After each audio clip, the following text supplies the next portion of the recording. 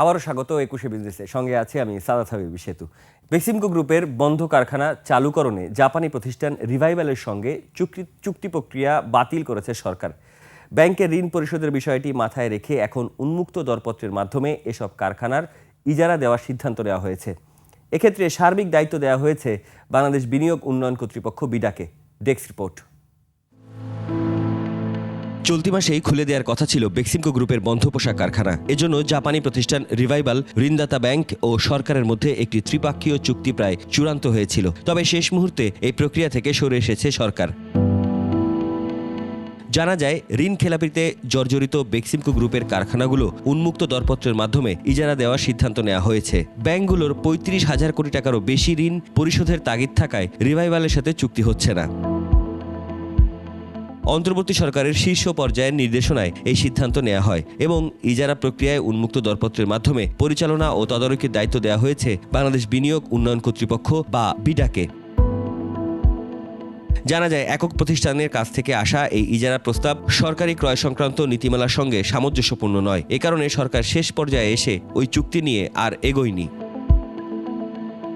কারখানা বন্ধ হওয়ার আগে বেক্সিমকো টেক্সটাইলের ঋণ ছিল প্রায় ৩৫,০০০ কোটি টাকা। এর মধ্যে প্রায় ২৩,০০০ কোটি টাকা ছিল শুধু জনতা ব্যাংকের কাছেই। বর্তমানে প্রতিষ্ঠানটির সব ঋণই খেলাপি হিসেবে শ্রেণীভুক্ত।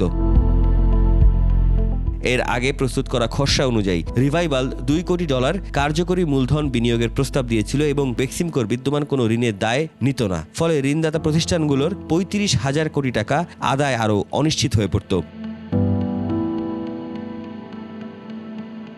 এদিকে বেক্সিমকো নিয়ে জাপানি রিভাইভাল এখনও আগ্রহী বলে জানা গেছে। নতুন দরপত্রের শর্ত সুবিধাজনক হলে তাতে অংশ নিতে পারে রিভাইভাল।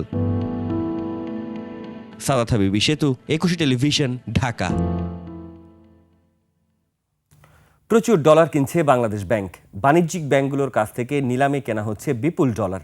রোববার $11.৫ কোটি কিনেছে কেন্দ্রীয় ব্যাংক। নিলামে প্রতি ডলারের দাম পড়েছে ১২২ টাকা ৩০ পয়সা।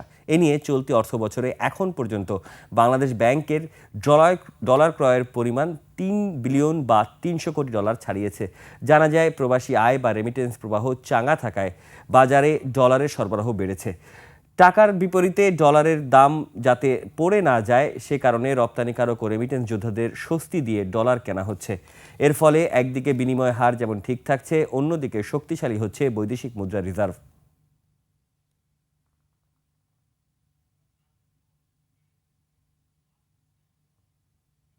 এক ধাক্কায় রূপার দাম বেড়েছে ৯৩৩ টাকা। এতে প্রতি ভরি রূপার দাম ছাড়িয়েছে ৬,০০০ টাকা। দেশের ইতিহাসে এটি রূপার সর্বোচ্চ দর। পরিসংখ্যান বলছে, চলতি বছরে রূপার দাম বেড়েছে দ্বিগুণেরও বেশি। গত ডিসেম্বরে ভালো মানের অর্থাৎ ২২ ক্যারেটের এক ভরি রূপার দাম ছিল ২,৫৭৮ টাকা। এক বছরের ব্যবধানে ধাতুটির দাম বেড়েছে ১৩৫% বা ৩,৪৮৭ টাকা। বর্তমানে ভালো মানের অর্থাৎ ২২ ক্যারেটের এক ভরি রূপা কিনতে ৬,০৬৫ টাকা লাগবে। জুয়েলার্স সমিতির তথ্য অনুযায়ী ১৯৮৭ সালে ৬,০০০ টাকায় এক ভরি সোনা কেনা যেত, আর এখন এক ভরি রূপা কিনতেই গুনতে হচ্ছে ৬,০০০ টাকার বেশি।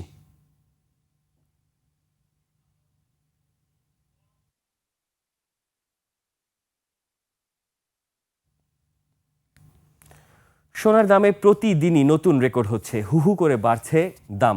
দেশের বাজারে আবারও ভরিতে বেড়েছে ৩,০০০ টাকার বেশি। নতুন দাম অনুযায়ী আজ থেকে ২২ ক্যারেটের এক ভরি সোনার দাম বেড়ে হয়েছে ২,২৯,৪৩১ টাকা। এছাড়া ২১ ক্যারেটের ভরি ২,১৮,৯৯২ টাকা, ১৮ ক্যারেটের ১,৮৭,৭৩২ টাকা এবং সনাতন পদ্ধতির সোনার ভরি ১,৫৬,৫৩১ টাকায় দাঁড়িয়েছে। রোববার পর্যন্ত প্রতি ভরি ২২ ক্যারেট ২,২৬,২৮২ টাকায় বিক্রি হয়েছে। এছাড়া ২১ ক্যারেট ২,১৬,০১৭ টাকা, ১৮ ক্যারেট ১,৮৫,১৬৬ টাকা। সনাতন পদ্ধতির সোনার দাম ছিল ১,৫৪,৩১৫ টাকা ভরি। সেই হিসেবে একদিনের ব্যবধানে প্রতি ভরিতে দাম বেড়েছে সর্বোচ্চ ৩,১৪৯ টাকা।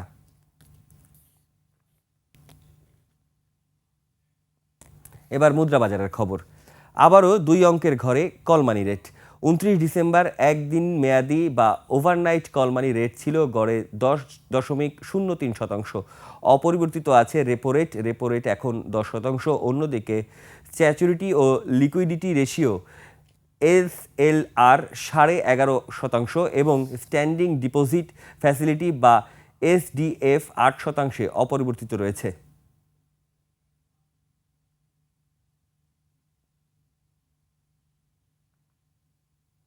এবার এশিয়ার প্রধান শেয়ার বাজারের খবর। সূচকের নিম্নমুখী প্রবণতা দেখা যাচ্ছে এশিয়ার বেশিরভাগ পুঁজিবাজারে। জাপানের শেয়ার বাজার নিকির সূচক 253 পয়েন্ট কমে দাঁড়িয়েছে 50,495 পয়েন্টে। কমেছে হংকংয়ের শেয়ার বাজার। হ্যাংসেংয়ের সূচক 1 পয়েন্ট কমে অবস্থান করছে 25,817 পয়েন্টে। বেড়েছে সিঙ্গাপুরের এসটিআই সূচক, এটি 2 পয়েন্ট বেড়ে অবস্থান করছে 4,638 পয়েন্টে। চীনের শেয়ার বাজার সাংহাই কম্পোজিট ইন্ডেক্স অবস্থান করছে 3,971 পয়েন্টে, যা আগের দিনের চেয়ে 8 পয়েন্ট বেশি। বোম্বে সেন্সেক্স 30 ইন্ডেক্সে দেখা যাচ্ছে নিম্নমুখী প্রবণতায়। সেন্সেক্সের সূচক 155 পয়েন্ট কমে অবস্থান করছে 84,885 পয়েন্টে।